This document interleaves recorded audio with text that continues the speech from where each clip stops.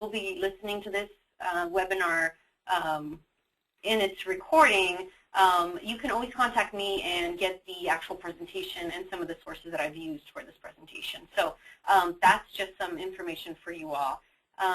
Thank you again for being here. We have a great presentation for you today. We're going to talk a little bit about shared risk and protective factors and what that really means for violence prevention, and what that really means for our work, and thinking about how really to link the risk and protective factors and have our work be more impactful.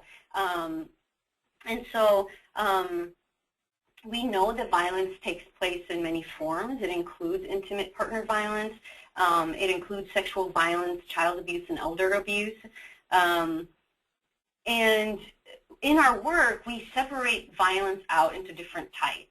And that's because we really are trying to create programs that are effective and that are specific to a problem. And that's just the way that we have to do things. I can't actually work on preventing all types of violence at all times. However, outside of this sort of artificial separation of types of violence, what we actually know is that these forms of violence are connected. And we know that they often even share the same root causes. So when we're doing work, even if we're not realizing it, we're actually impacting many types of violence. And so having that knowledge, having that understanding can help us make our programs more impactful. And especially when our programs are working to limit risk factors and to encourage protective factors in our communities. So the purpose of the presentation is really share research around those connections between types of violence, between risk and protective factors, and to think about how to best support our communities and eliminate all types of violence.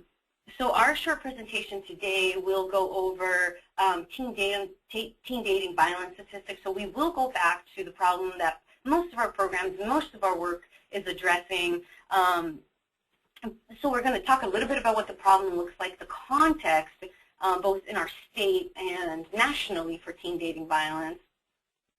Talk about the social ecological model, and for those of you that don't know what that is, we're going to hang tight. We're going to get to that. We're going to talk about what that is, but it's basically how we come to believe and how we come to learn about relationships, about violence, our place in the world, and how to interpret the world is really through this model. And so for us to learn healthy habits and for us to develop healthy relationships, we really have to address all of these different factors and all of the sources of information that, that end up in our heads and that impact our relationships.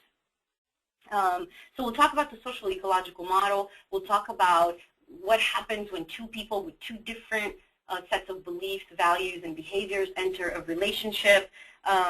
And then we will talk about what risk and protective factors are, both for teen dating violence as well as other types of violence, and how to use that knowledge to make our work more comprehensive, and also to create new partnerships in our community that can help impact our community in bigger ways. And so we'll discuss what some of those strategies are and some of those ideas. And so I'm going to turn it over to Marissa, and she's my coworker here, and she's going to talk a little bit about domestic violence, teen dating violence, what the links are for that, and some of the health effects before we jump into how to use risk and protective factors as tools for making our programs more effective. So I'll give it away. Hello. Like Claudia said, my name is Marissa, and I'm going to be starting with a little bit of an introduction about what intimate partner violence is and why we care. So just starting to break down the social landscape of teen dating violence. So first we're going to start with some statistics on intimate partner violence. So intimate partner violence is a serious social, legal, and public health problem across the nation, and especially in Alaska. So as you may know, Alaska has the unfortunate distinction of ranking #1 in the nation for rates of sexual violence, and it's in the top 5 for rates of domestic violence. So to better understand the need for primary prevention programs, we need to understand the extent of IPV and the impact it has on health. And so there are a number of organizations that put out data related to IPV, including the National Network to End Domestic Violence, the National Coalition Against Domestic Violence, and the Domestic Violence Resource Center. In addition, the Center for Disease Control and Prevention, or the CDC, has developed a number of surveys that better help describe and monitor the problems. And one of the newest surveys is the National Intimate Partner and Sexual Violence Survey. And this survey collects information on sexual violence, stalking, and IPV, victimization of adult men and women in the U.S. So nationally, 1 in 5 women have been raped in their lifetime or experienced sexual assault. 1 in 6 have been stalked in their lifetime, and nearly 1 in 4 have been the victim of severe physical violence by an intimate partner. And so then there's some other statistics that you can see on the screen. 1 in 3 teens have experienced teen dating violence. Almost 17% of high school girls have experienced sexual assault. Almost 6% of high school boys have experienced sexual assault. And then nearly half, or 43%, of college women report experiencing violent and abusive dating behaviors. And then how this all ties into teen dating violence is that teen dating violence is a precursor for intimate partner violence. And then looking more specifically at violence in Alaska, the victimization rates are higher for women and even higher for Alaskan Native women in the state of Alaska. So they did a victimization survey in 2010, and it found that 48% of Alaskan women have experienced domestic violence or sexual assault in their lifetimes. And anyone can be a victim of DV or SA. It doesn't matter your age, sex, socioeconomic status, race, or education. It happens to anyone. And so the health impacts of domestic violence and sexual assault are more than the violence that happens right in the moment. So it's not just behind closed doors. It affects society, and it affects these women more widely than that. So approximately 80% of the women who have experienced rape, stalking, or physical violence report being fearful, concerned for their safety, and symptoms of post-traumatic stress disorder. And in addition, these victims need a wide range of services, including health care, crisis hotlines, housing services, victim advocate services, legal services, and then many have missed at least 1 day of work or school. So the societal impacts are huge. And then tying that into teen dating violence, I'm going to start with talking a little bit about the definition for teen dating violence.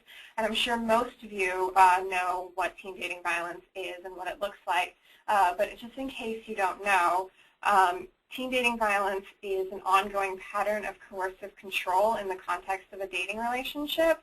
And so common types of coercion include physical, sexual, or psychological, electronic aggression, economic coercion, reproductive coercion, and then emotional or substance abuse coercion. So it's basically one partner controlling the other person's behavior in one or more areas of your life. And the violence, the teen dating violence prevalence, we talked a little bit about this before, but younger teens are more likely to be victims of IPV than older teens. Youth aged 12 to 19 experience the highest rates of rape and sexual assault, and then youth aged 18 to 19 experience the highest rates of stalking. And then again, this also, teen dating violence also has wider implications. Victims of teen dating violence engage in other high-risk behaviors, so it can put their whole health and well-being at risk. And then additionally, teen dating violence is a precursor for domestic violence as an adult. So if you're a victim of teen dating violence, you're more likely to become a victim of domestic violence later in your life. And if you're a perpetrator of teen dating violence, you're more likely to become a perpetrator of domestic violence as an adult. So without further ado, I'm going to turn it back to Claudia, who's going to tell us how we learn about relationships. Okay. All right. So hi, everybody.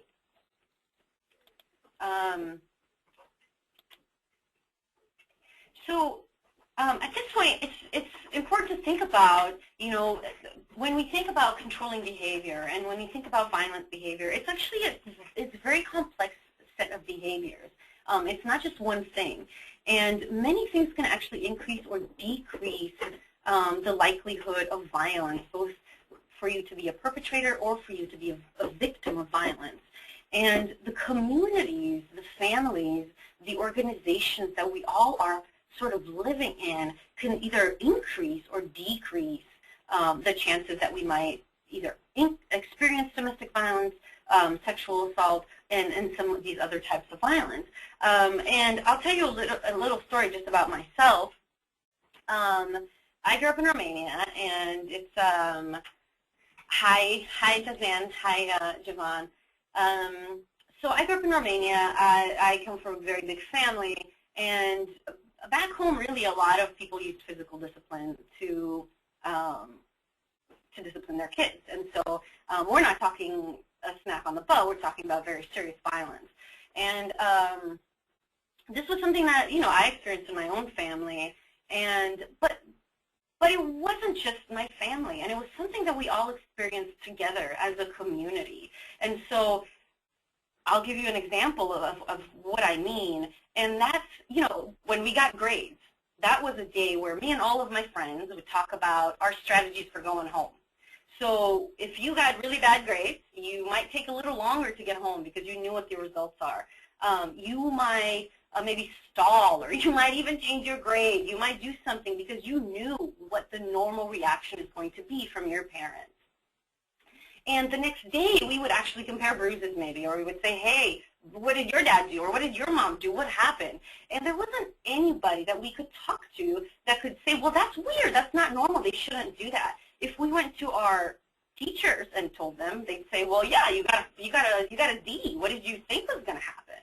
And so this was the normal context under which we operated. We believed it was pretty normal to be disciplined in that way and to use violence as a way of controlling someone. And so this was something that we all experienced together, and it was something that when my parents moved here, the social norms were different. You couldn't interact with teachers in that same way. You couldn't interact with your own kids in that same way. And so when the social norms changed around parenting, when my parents knew, one, that there was consequences, two, that maybe in this context that wouldn't work because not everyone was using that same strategy, or even that there were other strategies available to them that they could use to reach their kids. So in that context, I believe it was normal. I believe it was what all parents did, all kids did. All kids hid from their parents when they had bad grades, right? So those are the kinds of things that we learn and we normalize in our families, in our schools, in our communities, and in our society when it comes to violence, when it comes to relationships. And so when we talk about risk factors, we're talking about factors within the community and maybe within our own family or maybe within our society that can increase or decrease, or that can increase the chances that I might be a victim or a perpetrator of domestic violence.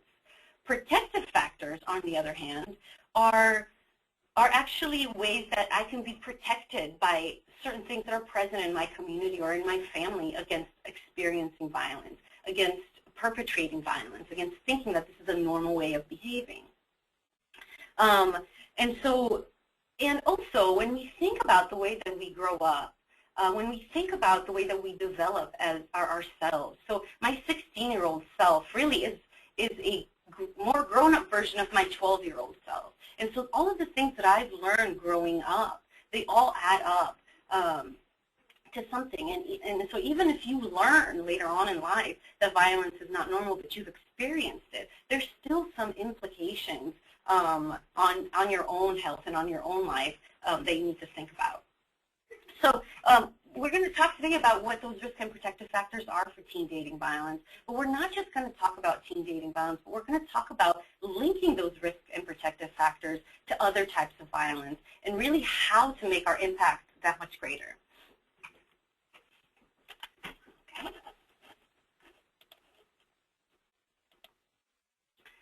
And so what happens when we actually enter a relationship?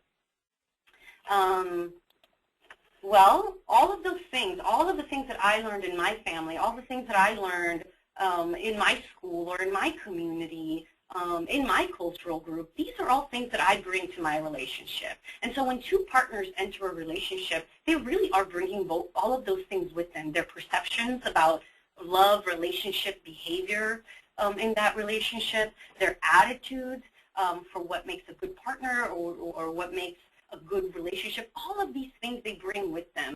And so the quality of your relationship is dependent on the things that both partners are bringing with them to that relationship.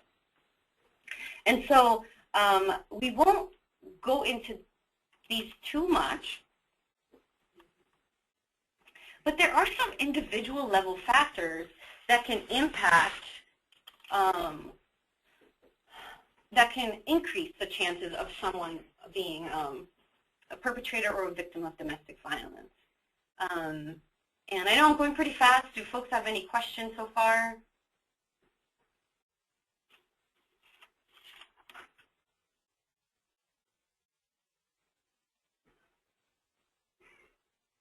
Okay, we'll wait.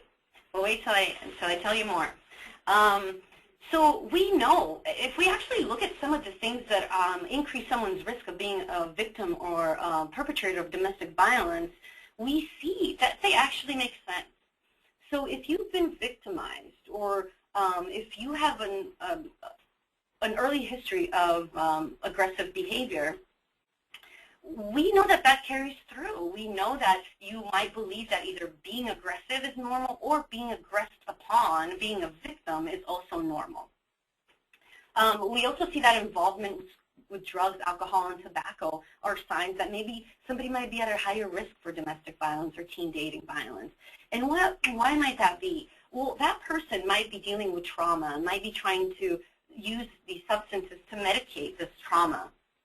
And so that trauma is actually the reason why they might have, they might perpetrate violence, or they might be okay with or not okay, but they might end up being victims of domestic violence. And so, and then we go down further, and so low IQ is actually a really interesting one to think about, because when we think about these individual risk factors, they actually are a little more complex than just saying they're individual. IQ is based on education, so access to education that you have, connection to that education, quality of that connection to your education. And so that's not provided in your community. You might end up showing that you have a low IQ, but that low IQ might actually be a reflection of your connection to the school or of the kind of education that was provided to you. And so we know that these factors are actually interconnected, and we know that an individual can't just experience their own risk factors or their own protective factors, but really we are like one of those little Russian dolls, which you saw a picture of earlier, but really all of these are nested into each other, and together create that risk factor for the individual and for the relationship. And so we also see that family risk factors also increase whether somebody is a victim or a perpetrator. And so if you are raised in a family where one person was making all the rules and there was very authoritarian and there was a lot of discipline that took place in that way, then you might think it's normal for that to also take place in your romantic relationship. And so then there's also the peer network, those peer networks that we create that either increase or decrease those risks. And we also, that makes sense when we think about it, right? So if we associate with delinquent peers, so peers where it's fairly normal to use violence or to experience violence, or if you're involved in gangs or some of these other activities, really you're learning that using violence is okay and normal. And so it makes sense that maybe that would be a risk factor for you. And then we also look at community risk factors, which can kind of do the same thing, increase those risks, but at the community level. So for the entire community, it can increase those risks. However, there's some really great things, and so here we are. We're talking about what these risk and protective factors are, And it sounds pretty awful when we talk about the risk factors, right? Like, what are we going to possibly do about all of these different things? Well, if we encourage the protective factors that help, and if we encourage them at the community level, what we know is that we can actually impact the entire community all at once. And that's actually a very empowering message when we think about it, if we are actually trying to impact across the different levels of the social ecological model. So what are some individual factors that might help somebody be less likely to perpetrate or be a victim of domestic violence? And so we look at connection to school. That seems to be a good way of keeping people, of lowering those odds. We also know that at the family level, if we have involvement in social activities, if we have positive modeling of relationships, these things can all help lower our risk, the chances of us being a victim of domestic violence.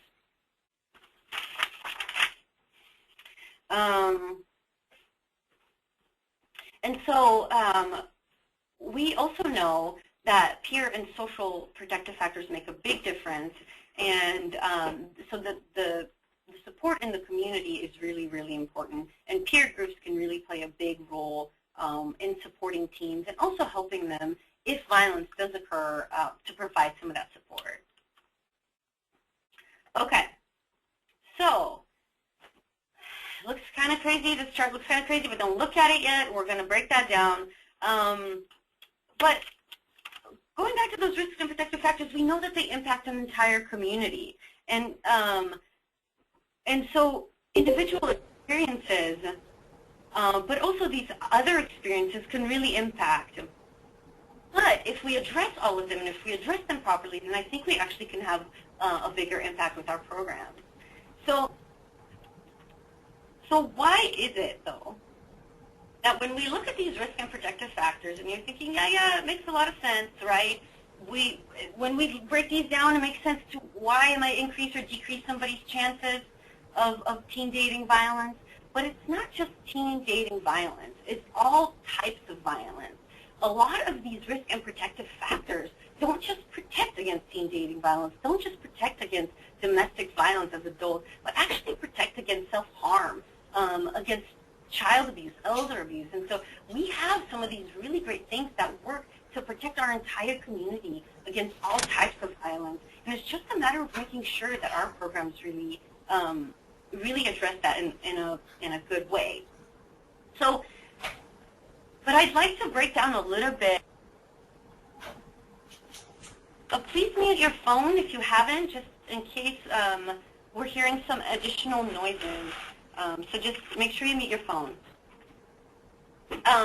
So why is it that the same things might protect me against domestic violence, but also might protect me against suicide, maybe might protect me against substance abuse? What is happening there that is causing those factors to really protect me or put me at risk for these multiple types of violence? And we're going to break that down a little bit and talk a little bit about the impact of violence on the brain and really what happens to the brain when it encounters a violent environment.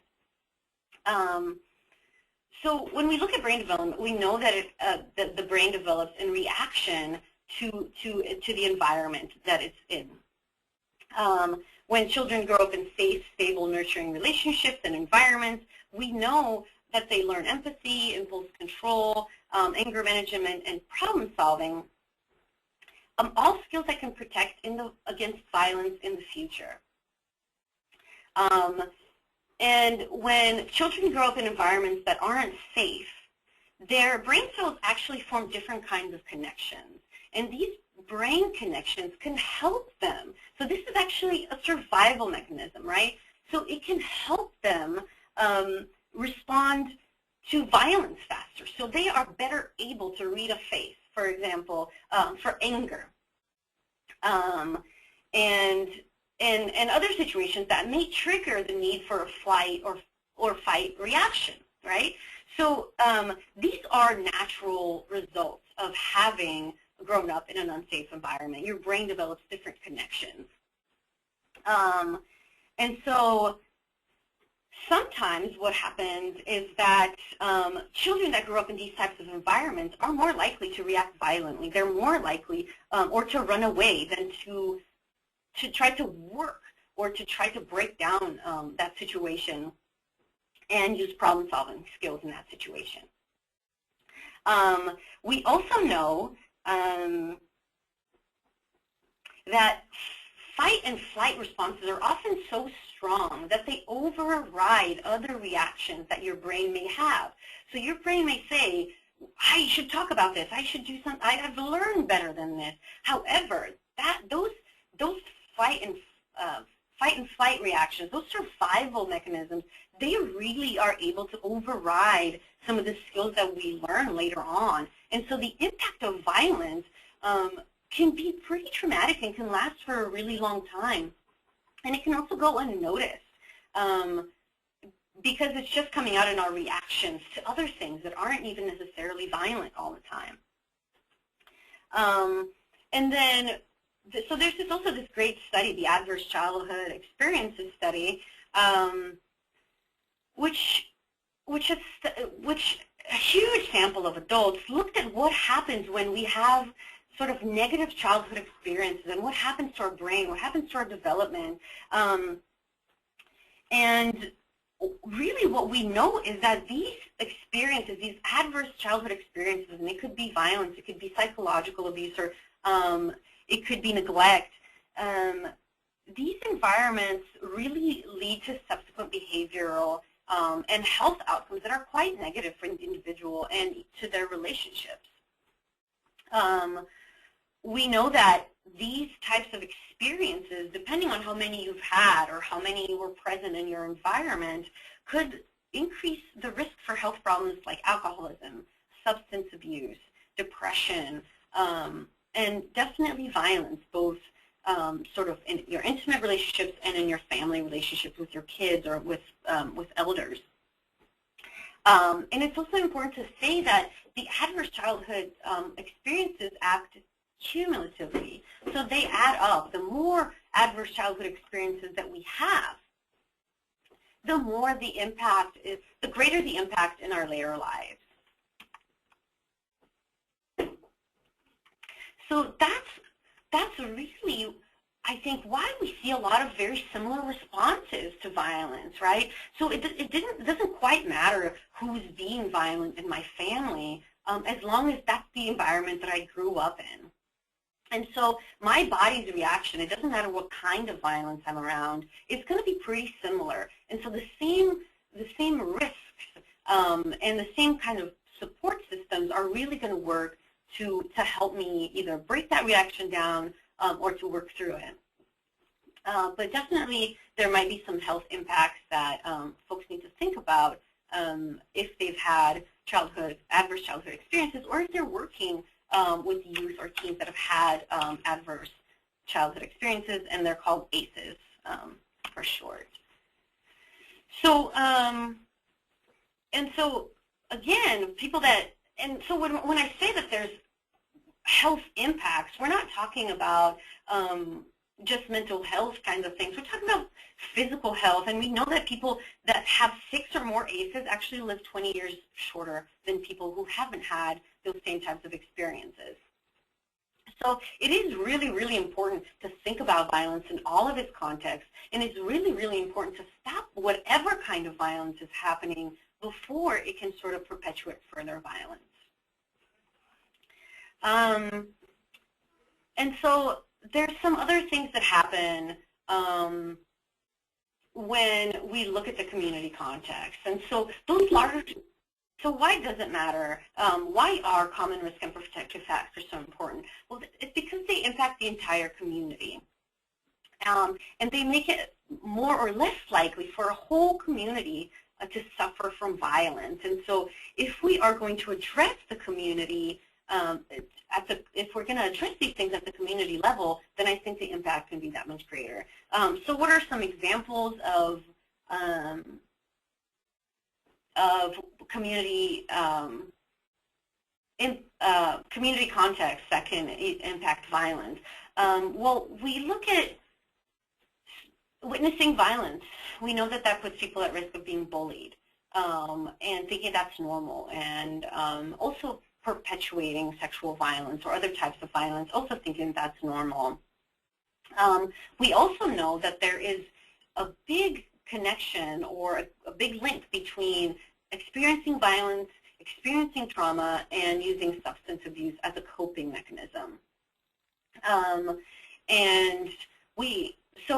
So all of these things are happening at once. And so when we're addressing things at the community level, we're addressing it for all of the families in the community. And so when we're thinking about our work, it is really important to try to stretch out to those levels and try to impact those levels so that the youth that we're supporting in our programs have that support throughout their community and throughout that model that kind of creates their attitudes for their lives, for their entire lives.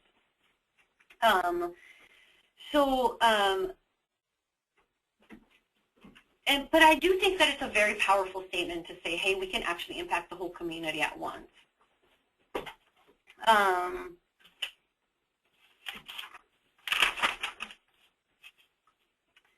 All right. And so it's also important to talk about how violence really perpetuates further violence. You know, most people of violence don't actually perpetrate further violence, and so it's really important to put that out there and to talk about that.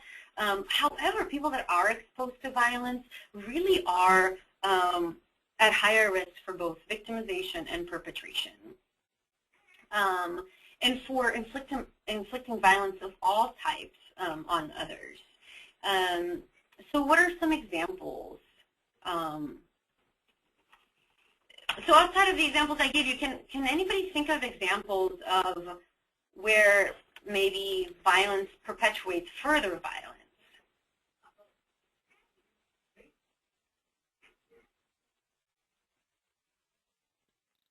And I'll probably continue to make weird faces until somebody writes something.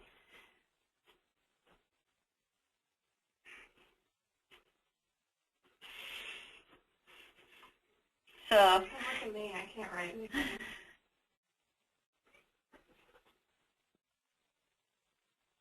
All right, so when we think about violence, how could violence potentially perpetuate further violence? And you can also say it on the line.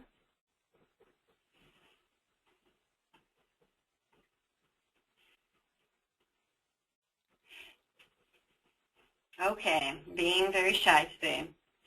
Well, that's okay. Do chat with me if you've got a question. I know I'm going pretty fast.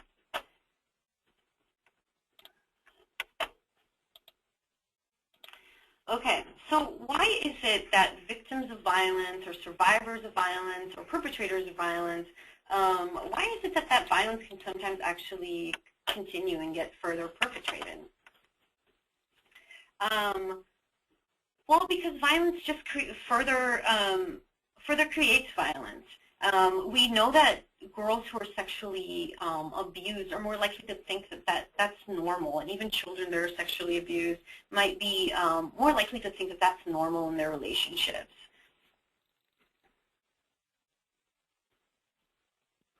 Thank you, Chris. Right, so violence perpetuates itself because sometimes people don't really know what to do. And so we think it's just unavoidable. We think it's just something that's going to continue to happen, and it's not something that we can actually prevent. And so that can actually stop us from doing something about it. And also, I think another piece is we do think of violence as being very physical. And so if we see something that takes place, because of our very limited understanding of violence, we might not even quantify it as violence. We might not even call it violence, and we might think that it's okay because it didn't actually go as far as physical violence. But there might still be very unhealthy behaviors that we have in our relationships that aren't necessarily physically violent, that aren't addressed. And so Youth that have been physically abused by a dating partner are also more likely to have suffered abuse as a child or have been victim of sexual assault or witnessed violence in their family. And that statement is worded really funny because really all those other things actually probably took place first. So you were probably abused as a child first, witnessed violence in your family first, and then you entered relationships where that was normal and that was okay. Girls and women that are in gangs or that are involved in gangs end up being sometimes the victims of some of that violence. And so the violence that's used against others or, rivals or whatever, it might actually be turned into you, as a member of the gang.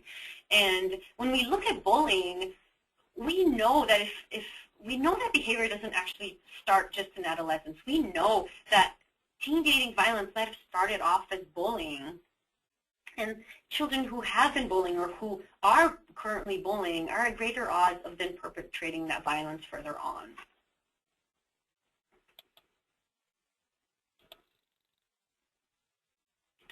All right, so this looks kind of crazy, right?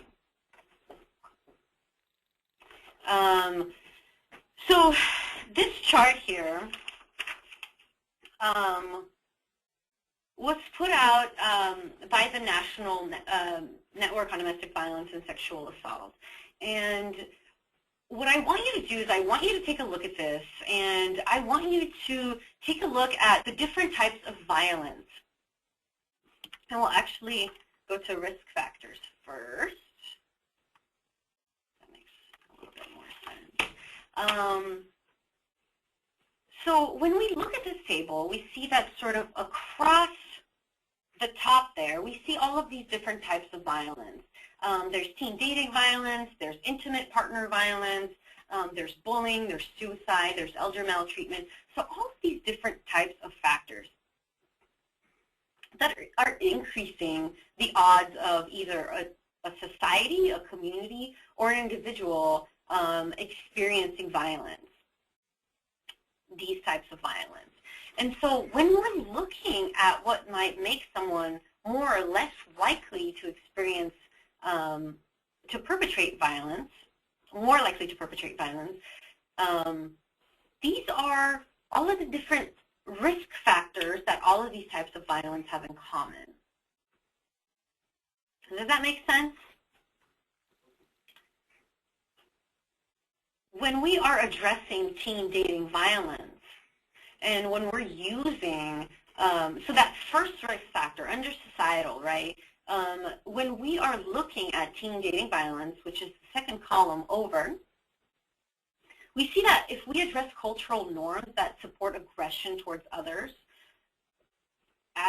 in whatever way we do that, we aren't just impacting teen dating violence rates. We're actually also shifting norms for how children are treated and also how adults in relationships are treated.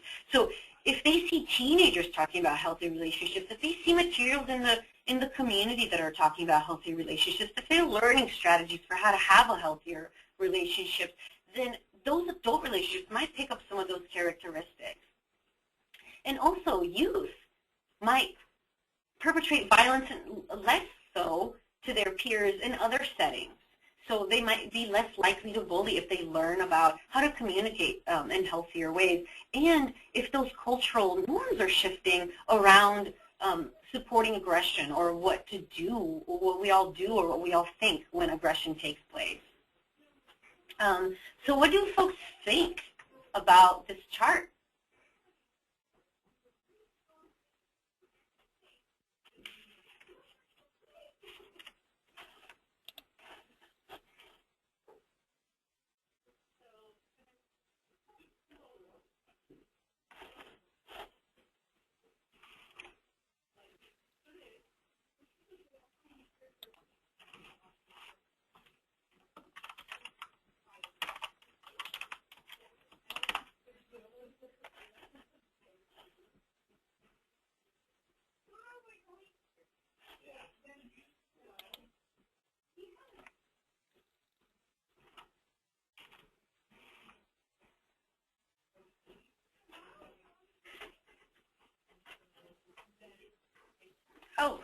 can do that.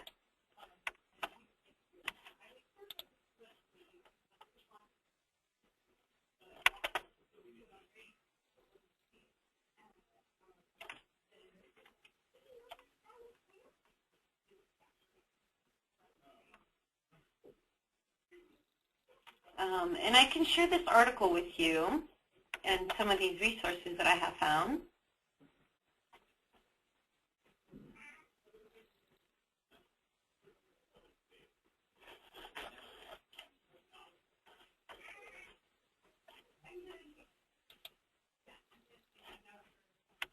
So if these are the risk factors that all of these issues somewhat have in common, I'd like for you to take a look at the protective factors.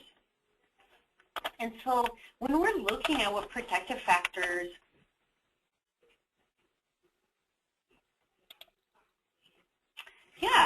so when we work together to impact rates of violence, we're actually impacting a lot of different things in our communities. And I think it's really important for us to be purposeful because there are some of these protective factors that really can help us, not just against teen dating violence, but against all youth violence, against child maltreatment, which then turns into bullying, which then might turn into teen dating violence, which then turns into intimate partner violence. And so all of these things are related, and all of the solutions are also related. And so I will share this chart with you so that you are better able to see what these connections are. And what I want you to do is not just think about, so these are the connections broadly that we have found sort of nationally when we've done this research, and it's a research study. But what I want you to do is think about your community and think about those connections between types of violence. And so when we think about why somebody might attempt suicide or maybe use substances as coping mechanisms, we know that they are actually coming from the same source, which is maybe perhaps trauma or violence, experienced violence. And so it's really, I think, important to think about those factors and address them properly. And I think when we think about our communities, we know that individuals aren't just experiencing things by themselves. We're not just experiencing one issue at a time. Life is complex. And so for us to make sure that our resources, our programs really honor our lived experiences and actually impact in the way that we want them to do, I think it's important to be purposeful about which protective factors we're promoting, but then also which risk factors we're trying to minimize. So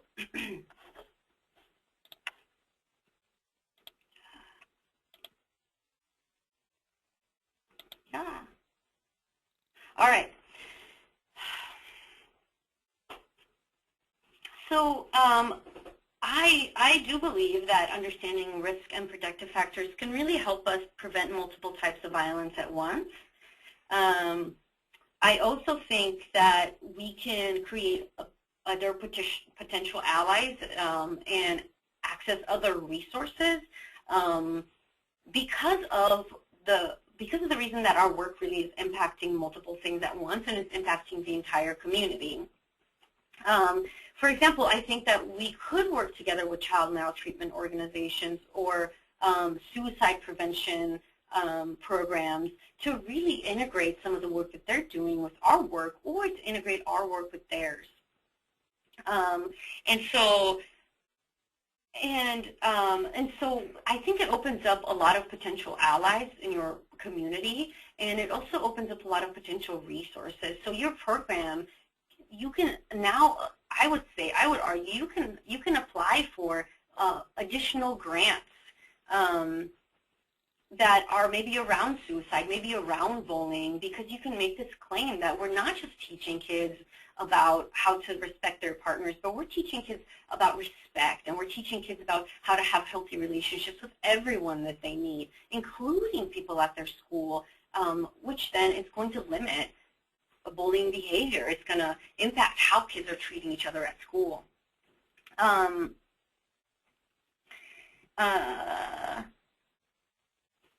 And also, I think that there's links between all of these different things. And so when we are trying to to build a case for our programs, and we are trying to build a case for teens in our communities being involved in our programs. But what we're hearing back from people is, hey, you know what?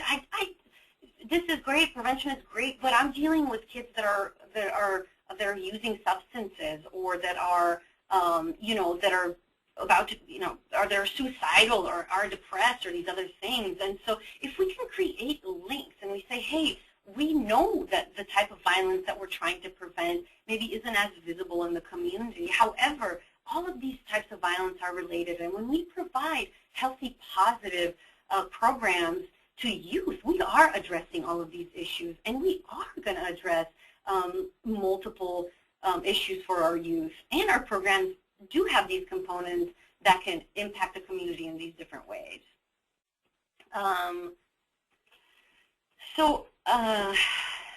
And I think, too, we can, so we have 10 minutes to go. Marissa's giving me the signal. I can talk forever. But I do think that when we also are thinking about who we're working with, who we are providing resources to, primarily we oftentimes work with individual youth or individual groups of youth. But their issues, the problems that they're dealing with, aren't just the result of their individual choices. They're a result of their families. They're a result of their schools, of the peer groups that they're interacting with. And so we might want to provide resources to their peer groups. We might want to provide resources to their parents, or to the folks that are mentoring them in their lives, so that really they are getting information across all of those different ecological levels, and that information is consistent. And I think that much more impactful. And I think we're able to meet more needs in that way and have more success, both in our communities and also for the individuals and the young folks that we work with every day. So, I do think that we oftentimes address the unique nature of teen dating violence in our work, but I do think that we should support joint action when we can and when it's possible. I think that this will allow us to coordinate our strategies. I also think that we can increase our funding streams and resources that we can provide. And I think that we can make a difference not just for the kids that happen to show up at our programs, or happen to show up at Lead On, which is the youth leadership conference that I put on, but also impacting the kids that they know and the kids that they meet and the communities that they're from. And I think that will mean that the impact of both any of our programs of Lead On is going to be that much bigger.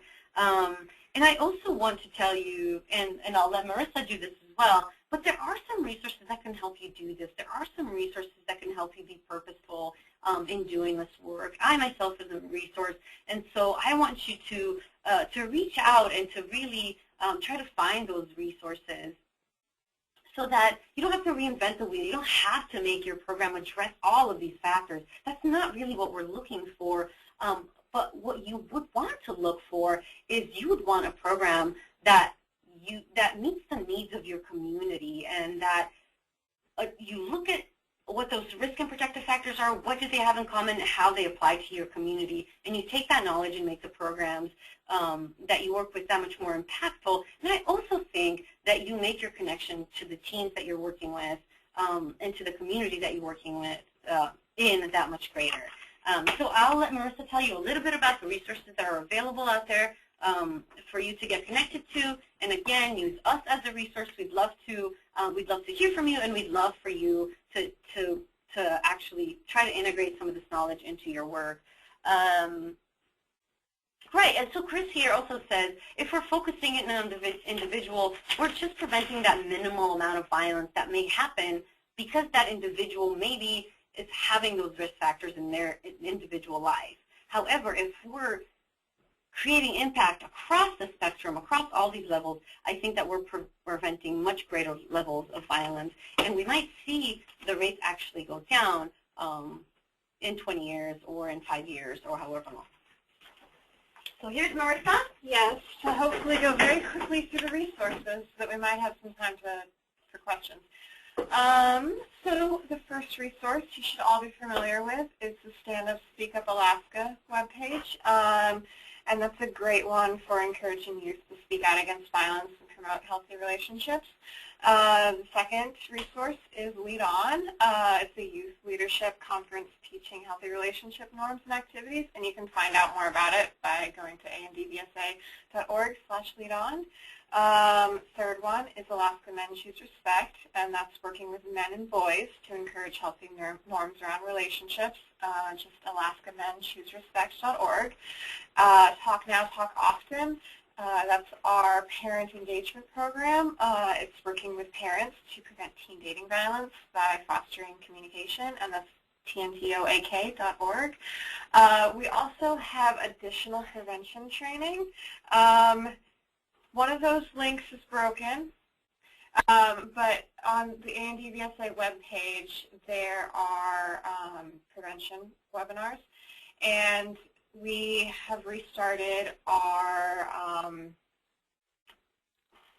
webinar series on the root causes, and it goes over addressing the barriers to health and safety, and those are, the past ones are located on our webpage, and there will also be the third Thursday of every month from now until, I think, May. We had the second one today, but if you missed it, never fear, it's on our webpage. And the national resource is teacherswithoutviolence.org, and I think that's jump in. And Claudia's going to jump in real fast, and then we have like a minute for questions.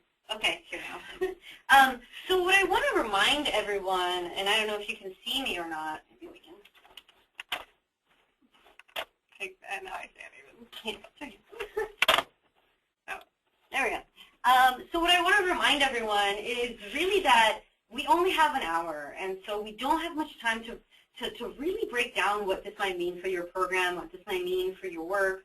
And we also don't have time to break down all of the different things that go into putting together a positive prevention program for your community. And so this hour is pretty limiting. It feels pretty limiting. I mean, I could go on forever. I could keep talking forever.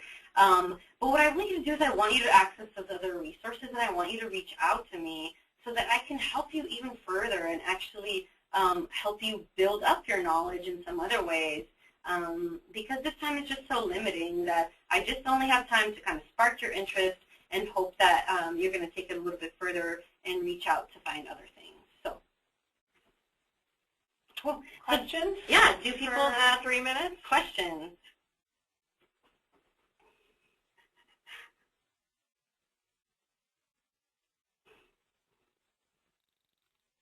Thanks for being here, Jazanne. Sorry, my head is getting cut off.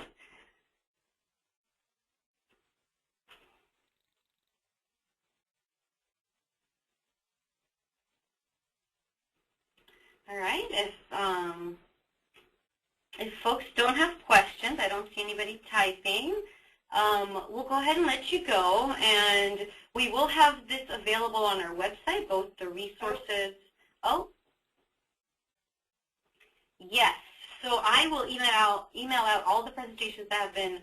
I will email out all the resources that we've had, that we've used for this, and all of the presentation in a couple of different forms, just in case people don't have access to Prezi or downloading that resource.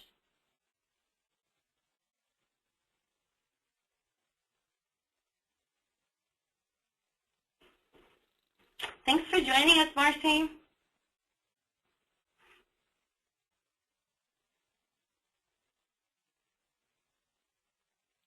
All right, everyone. Well, thank you so much for being here. We really appreciate your time, and we appreciate you being here. We hope you learned some. We also hope that you created a connection with us, asked further questions. And just remember, next Thursday there'll be another webinar, and this one will be on resiliency and sort of encouraging that in your community. So thank you again.